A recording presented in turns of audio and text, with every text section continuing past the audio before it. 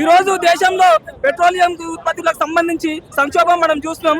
దేశంలో గత కొన్ని సంవత్సరాలుగా ఎంతో సంక్షోభం నెలకొన్నది. దానికి కారణం ఈ ఉత్పత్తుల పైన కూడా వీళ్ళు ఎటువంటి చర్యలు తీసుకోకుండా వారు ఇంతకుముందు ఎటువంటి సమస్యలు లేవు, పెట్రోలియం ఉత్పత్తులు బాగానే ఉన్నాయని చెప్తూ నేడు మీరు వాహనాలను వాడడం ఆపేయండి, వాటికి సంబంధించిన ఉత్పత్తుల నిల్వలు ఆపేయండి అని చెప్తూ ఇప్పుడు మనకి ఇరాన్ ఇంతకుముందు ఎంతో మంచి స్నేహం ఉన్నది.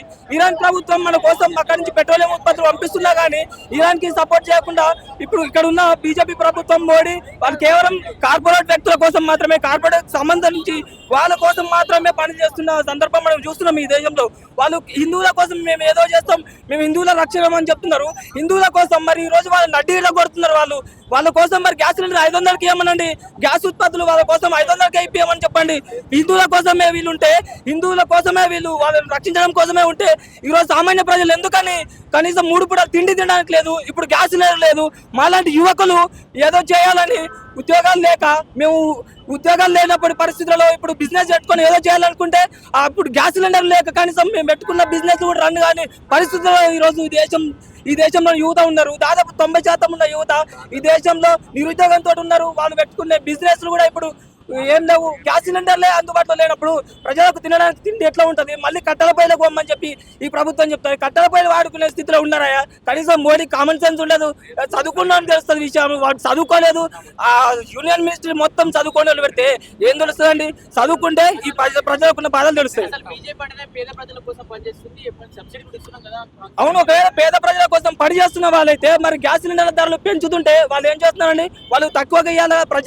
ప్రజల కోసం మాత్రమే ఉంటే ప్రజల యొక్క శ్రేయోభిలాసులు వాళ్ళైతే ప్రజలకు ఉంటున్న ఇప్పుడు ఈ గ్యాస్ సిలిండర్ దాదాపు 3000 రూపాయలు చేసి డొమెస్టిక్ వాటికి సంబంధించి మరి తగ్గించమనండి. ప్రజలకు వీళ్ళు మంచి చేస్తామనుకున్నప్పుడు ప్రజలకు ప్రతిదీ అందుబాటులో ఉంచండి. ఎందుకని వారు నడ్డీరా కొడుతున్నారు? ఇలా ప్రతిదీ కార్పొరేట్ శక్తుల కోసం వీళ్ళు పనిచేస్తున్నారు తప్పితే మోడీకి ఏమైనా తెలివి ఉన్నదా అండి? ప్రజల కోసం ప్రభుత్వం ఏర్పాటు చేసిన, కార్పొరేట్ వ్యక్తుల కోసం ప్రభుత్వం ఏర్పాటు చేసిన ఈ రోజు మేము డిమాండ్ చేస్తుందేమంటే తక్షణమే మీరు గ్యాస్ సిలిండర్ల కొరత వీటిపైన రేట్లు ఎందుకు పెంచుతున్నారని నాకు అర్థం కాక అడుగుతున్నా. గ్యాస్ కి సంబంధించి ఎటువంటి బాధ లేదు, అందరికి అందుబాటులో ఉన్నాయని చెప్పిండ్రు. మరి ఇలా గ్యాస్ సిలిండర్లను తగ్గించుకోండి, మీరు వాడకాలు ఆపండి అని ఎట్లా చెప్తున్నారండి? బండ్లు వాడడం ఆపేయమంటున్నారు.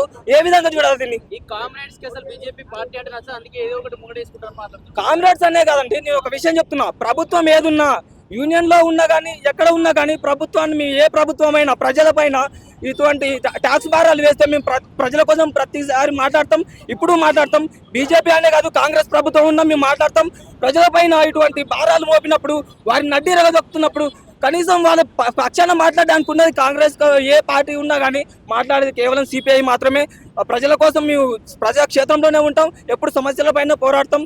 ఇప్పుడు మోడీ కూడా వీటిపైన ఎటువంటి చర్యలు తీసుకోకపోతే దేశంలో ప్రజలు గమనిస్తూనే ఉన్నారు. వచ్చే ఎలక్షన్లలో మీరు కనీసం పుట్టగతులు లేకుండా పోతారని కూడా నేను ఈ సందర్భంగా తెలియజేస్తున్నాను.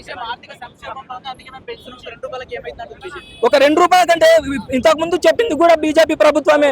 అసలు గ్యాస్ సిలిండర్ కొరత లేదు అన్నారు. అక్కడ చూపిస్తే అక్కడ చూడండి, ఆ పెట్రోలియం దాదాపు 3 నెలల నుంచి అది మూత పడి ఉన్నది. ఇప్పుడు మోడీ అని చెప్తున్నాడు ఆ పెట్రోలియం ఉత్పత్తులు మంచిగా ఉన్నాయి, ఈ దేశంలో అన్ని బాగానే ఉన్నాయని చెప్తున్నాడు. పేద ప్రజలు కనీసం వంట చేసుకోనికలేక మా ఇంట్లో గ్యాస్ సిలిండర్ అయిపోయి 3 నెలలు అయిందండి, మేము కట్టెలపోయి వాడుతున్నాం. మరి మోడీకి ఏమన్నా తెలుసా? కామన్ సెన్స్ ఉండాలి కదా. వాడు ఏం తిరుగుతున్నాడు అండి? ఒక్కో దగ్గర పెద్ద పెద్ద ఉద్యమాలు జరుగుతుంటే ఆయన మాత్రం 100 కాన్వాయిలు వేసుకొని తిరుగుతాడు. పెట్రోల్ ఎవడు మాది మా పైసలే కదా. తాతలే చూస్తున్నా మోడీకి. అమిత్ షాకి ఎవరు ఇస్తుంది? తలకాయలు ఆయనకి నెత్తి మీద ఎంటకలు లేవు, తలకాయలు ఏం లేదు. ఏం మాట్లాడతారండి వాళ్ళు ఇప్పుడు ఈరోజు యూనియన్ మినిస్టర్లు ఉండి?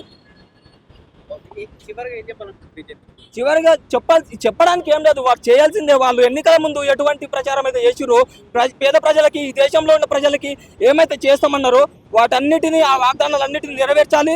లేకపోతే మాత్రం ప్రజలతో పాటు ప్రజల మధ్యలో ఉండి పెద్ద ఎత్తున ఉద్యమాలు లేవదీస్తాం.